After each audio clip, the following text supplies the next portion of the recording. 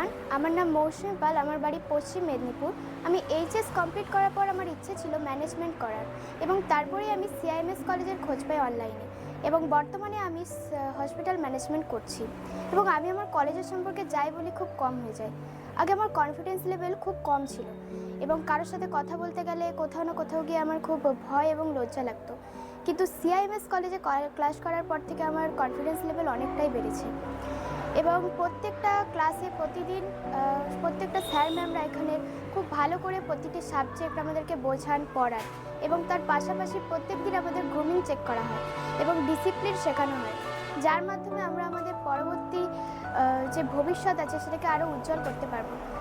এবং তোমরা যারা এইচএস দিয়েছো, ভাবছো যে কোন কলেজে পড়বে বা ম্যানেজমেন্ট করার যদি ইচ্ছে থাকে, তাহলে সিআইএমএস কলেজে এসে যোগাযোগ করতে পারেন। থ্যাংক ইউ সিআইএমএস আমাদেরকে এত সুন্দর একটা প্ল্যাটফর্ম উপহার দেওয়ার জন্য।